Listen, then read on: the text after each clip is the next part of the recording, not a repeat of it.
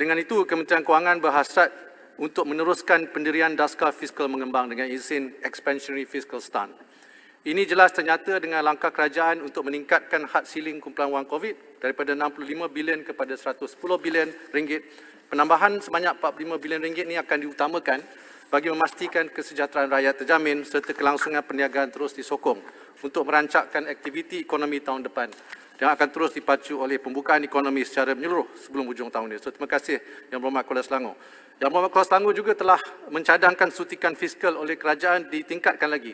Namun seperti yang dibahas oleh Yang Berhormat Pasir Mas dan juga Yang Berhormat Kanga, kerajaan perlu mengambil pendekatan yang bertanggungjawab dan berhemat dengan melaksanakan peningkatan perbelanjaan secara sementara untuk menangani krisis COVID-19.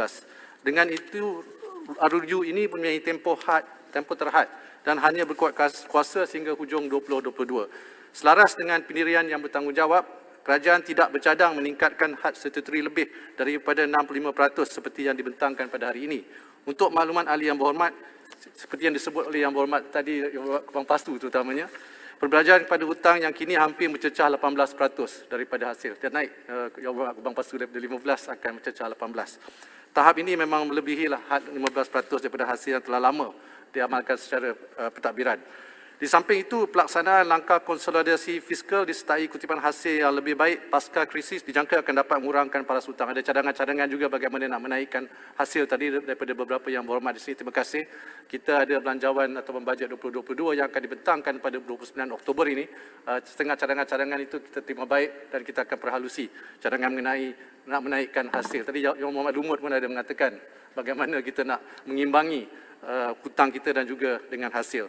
Terima kasih juga Yang Berhormat Baling telah bertanya sama ada kita akan menaikkan hutang ini daripada 65% ke 70% dan atau ke atas. Buat pada saat ini, kita rasa sudah cukup untuk kita menaikkan dulu had hutang ini daripada 60% ke 65%. Kerajaan memanglah dengan semua mengutamakan kebajikan rakyat. Dengan itu, pertambahan terbesar daripada 45 bilion ringgit adalah untuk bantuan prihatin rakyat dan bantuan sosial. Ini pun dibangkitkan oleh Yang Berhormat Port Dickson supaya fokus diberi kepada golongan P40 dan ia memang peruntukan yang banyak juga diberi kepada golongan ini. Di samping itu, tambahan subsidi upah dan insentif pengajian walaupun akan dibayar ke majikan, akhirnya akan tertumpu untuk mengekalkan dan menambah